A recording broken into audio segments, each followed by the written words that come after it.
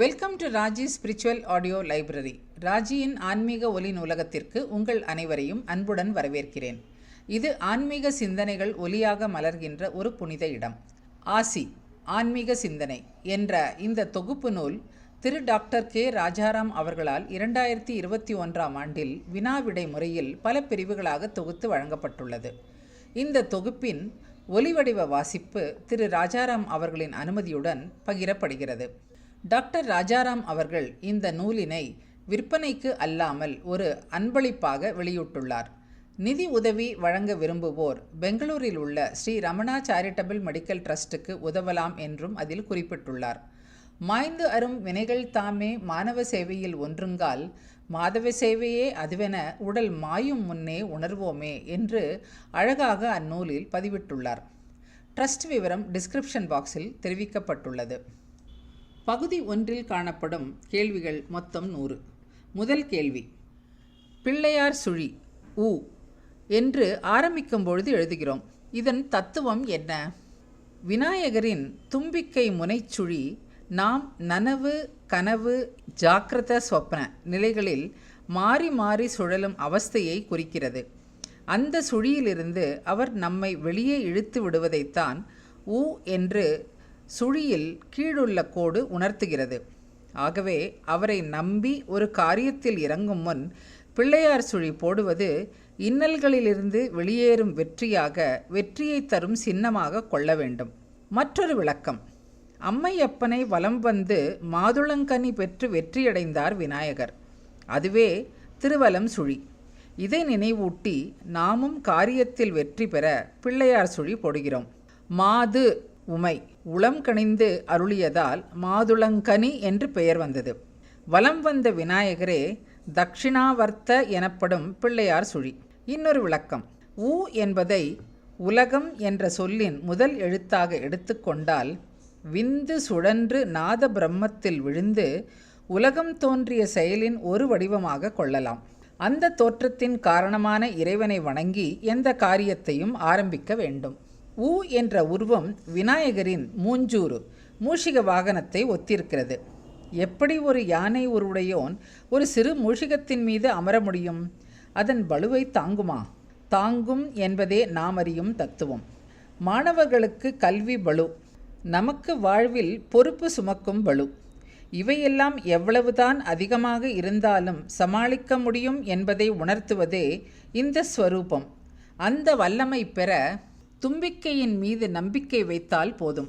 எந்த பளுவையும் லேசாக்கி விடுவார் அவர். மாணவர்கள் கல்வி விஷயங்களை நன்கு காது கொடுத்து கேட்க வேண்டும் என்பதை உணர்த்தவே விநாயகரின் காது மடல்கள் பெரியதாக உள்ளன. மாணவர்கள் கண்களால் கூர்ந்து கவனிக்க வேண்டும் என்பதை உணர்த்துவதே விநாயகரின் இடுங்கிய சிறிய கண்கள்.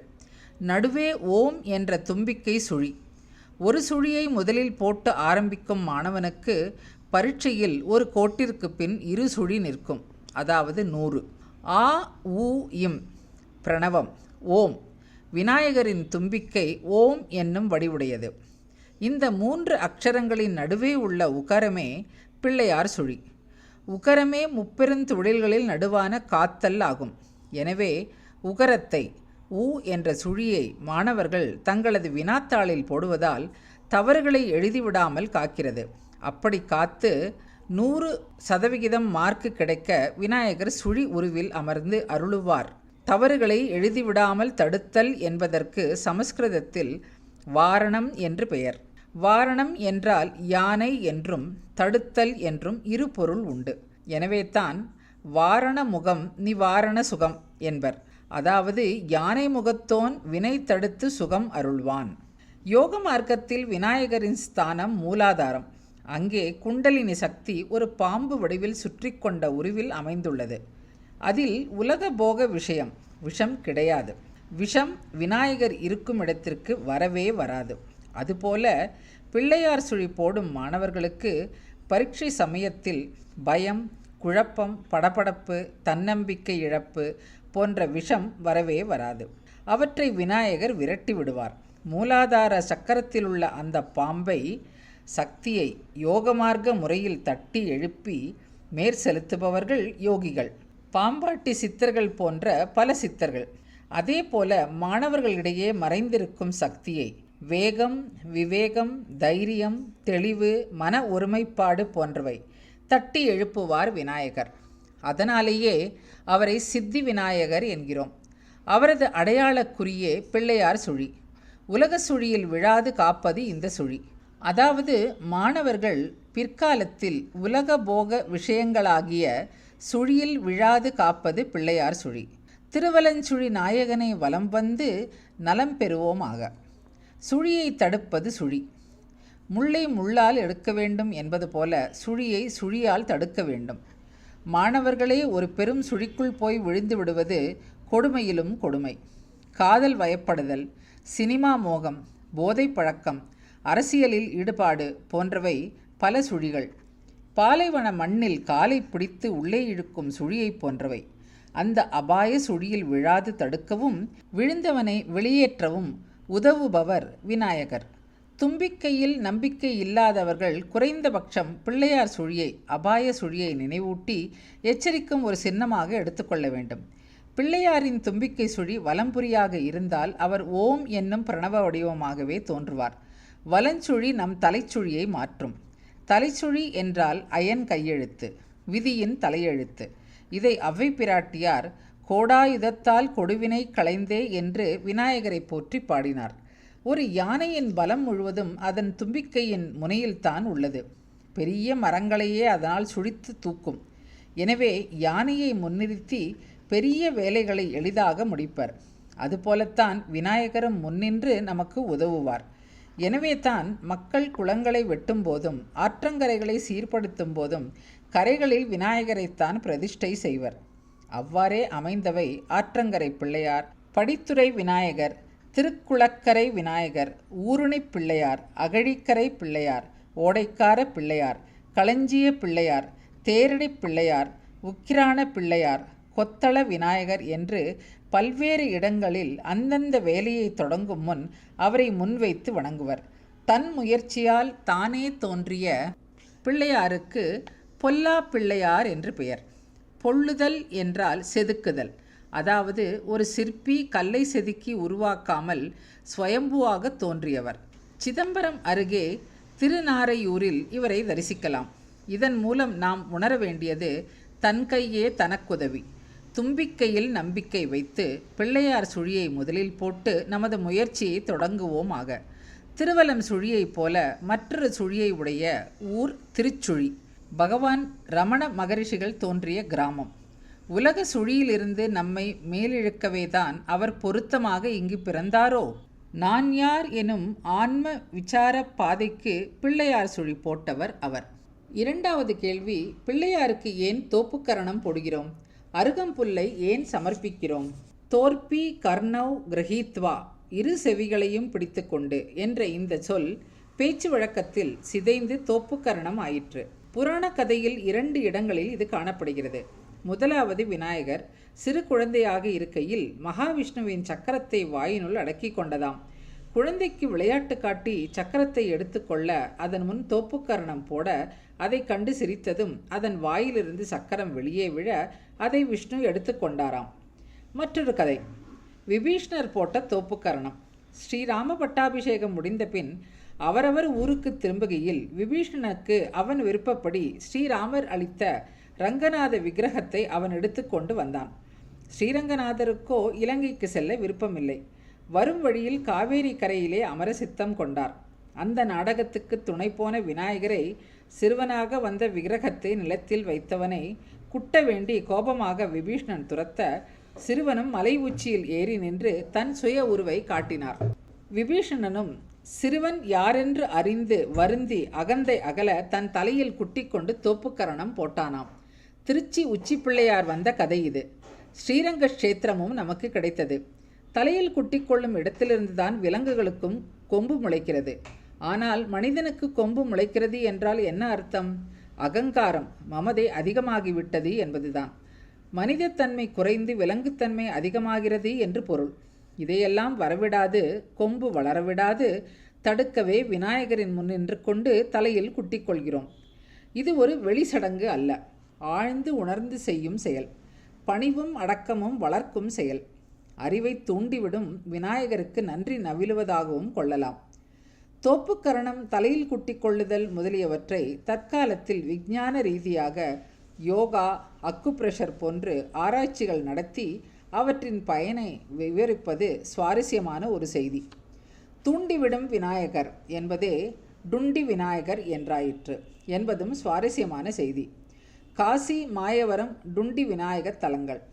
நவவித பக்தி முறைகளில் முதலில் நிற்பது ஸ்ரவணம் என்பதே. எனவே காதுகளின் முக்கியத்துவத்தை உணர்த்துவது தோப்புக்கரணம் போடுவது. விநாயகரின் பேச்சை கேட்டு பூஜையை நிதானமாக செய்ததினால்தானே அவ்வை பிராட்டிக்கு திருக்கையிலை தரிசனம் முதலில் கிடைத்தது. எனவே நாம் காதுகளை பிடித்து அவரை வணங்குகிறோம். இதை தொப்பனக்குட்டு என்று அருணகிரிநாதர் திருப்புகழில் பாடியுள்ளார். கந்தர் அலங்கார தொடக்க காப்பு பாடலிலும் இது பற்றி காணலாம். இனி அருகம்புல்லின் தத்துவத்தை பார்ப்போம். ஓரிடத்தில் முளைத்து நீண்ட கொடி போல 6 இடங்களில் வேரூன்றி வளர்வது அருகு. புயலே வந்தாலும் அது நிலைபெயராது உறுதியாக நிற்கும். மாடு தின்றாலும் அழியாது தப்பிக்கும். அருகின் 6 வேர்களும் யோகமார்க்க 6 குண்டலினி நிலைகளை குறிப்பன. அவற்றின் ஆதாரமான மூலாதாரமே விநாயகரின் இருப்பிடம். எளிதில் கிடைப்பது அருகு. எளிய பூஜையில் மகிழ்ந்து எளிதில் அருளுபவர் விநாயகர். அதனால் நிஷேவ்ய என்று போற்றப்படுகிறார். இதே பொருளில் நிஷேவ்யா என்று ஸ்ரீ லக்ஷ்மி சகஸ்ரநாமத்திலும் வருகிறது. ஸ்ரீ வாரியார் சுவாமிகள் அருகம்புல்லின் மகிமையை அழகாக விளக்குகிறார். மற்ற தெய்வங்களை வணங்கினால் வினைகள் அறுபடும். விநாயகரை பணிந்தால் வினைகள் வேரோடு அறுபடும். வேரோடு என்றால் செய்வினை எனும் வினைத்தொகை. தமிழ் இலக்கணத்தில் வினைத்தொகை என்பதை நாம் படித்திருக்கிறோம். உதாரணமாக ஊறுகாய், செய்வினை முதலியவை ஊறி நின்ற காய், ஊறுகின்ற காய். வருங்காலத்திலும் ஊறி நிற்கும் காய் என்று முக்காலமும் குறிக்கும் சொல்லே வினைத்தொகை என்பது. அதுபோல நாம் முன்பு செய்த வினைகள் பிராரப்தம், இன்று செய்யும் வினைகள் சஞ்சிதம், மேலும் செய்யப்போகும் வினைகள் ஆகாமி. இம்மூன்றும் கூடிய வினைத்தொகையே செய்வினை என்பது. இதை நாம் பள்ளிக்கூடத்தில் படிக்கும்போது அவற்றின் ஆன்மீக பரிமாணத்தை அறியவில்லை. யாரும் சொல்லித்தரவும் இல்லை. பிற்காலத்தில் சற்று சிந்தித்து பார்த்தால் ஒரு பேருண்மை புலனாகிறது. கிருஷ்ணானுபவம் என்ற பேரின்பத்தில் ஊறி நின்ற கோபிகா ஸ்திரீகள் ஊர்காயாக நின்றனர். அவர்கள் பழுத்த ஞானிகள் அல்ல, வேதாந்திகள் அல்ல, வெறும் காய்கள், ஜீவர்களே. ஆனால் அந்த பேரின்பத்தில் முக்காலமும் ஊறி நின்றதால் பிறவி அறுத்து பரமனுடன் ஐக்கியமாயினர். அதுபோல செய்வினை என்ற வினைத்தொகைக்கு ஏற்ற ஒரு உதாரணம் அருகம்புல். மற்ற புற்களைப் போலல்லாது அருகு பல வேர்கள் உடையது. அவைகளே கடந்த கால வினைகள், நிகழ்கால வினைகள், எதிர்கால வினைகளாகும். அவற்றின் மூலம் நாம் அருகம்புல்லைப் போல கெட்டியாகவும் ஆழமாகவும் இவ்வுலகை பற்றி கொண்டு வாழ்கிறோம். வேரோடு களைந்தெறிந்தாலொழிய புல் மீண்டும் மீண்டும் முளைத்து கொண்டே இருக்கும். எனவே அருகம்புல்லை விநாயகருக்கு அளிக்கையில் நமது முக்கால செய்வினை பற்றுதல் அனைத்தும் வேரோடு நீங்க வேண்டுகிறோம். அந்த பற்றுதலை திசை திருப்பி அவன் பாதம் பற்றுகிறோம். அருகு என்பதின் சமஸ்கிருத பதம் தூர்வா. அருகு இடர்களை அருகில் வரவிடாது என்பது போல தூர்வா இடர்களை தூரமாக்கும் எனலாம். ஒரு யானையின் பலம் அதிகமா, ஒரு சிங்கத்தின் பலம் அதிகமா? இது சர்ச்சைக்குரிய விஷயம். பெரிய மரங்களையே புரட்டி போடும் என்ற முறையில் யானைதான் நிச்சயமாக பலசாலி. ஆனால் இதன் உணவோ மிக எளிமையானது. புல், வாழை, கரும்பு, தேங்காய் முதலியவை அதற்கு போதுமே. எனவே மாமிசம் தின்றால்தான் பலசாலி ஆகலாம் என்ற பரவலான கருத்து தவறு. எளிய உணவிலும் அதிக பலம் பெறலாம் என்ற கருத்தில் அருகம்புல் விநாயக பூஜைக்கு அமைந்தது. அதனை ஏற்றுக்கொண்டு தேகபலம், புத்திபலம், மனோபலம் என்னும் 3ஐயும் யானை முகத்தோன் அருளுகிறான். பிற தெய்வங்களை வணங்கினால் வினைகள் அறுபடும். ஆனால் விநாயகரை வணங்கினால் வினைகள் வேரோடு அறுபடும் என்று அழுத்தமாக திருமுருக வாரியார் சுவாமிகள் கூறுவார்.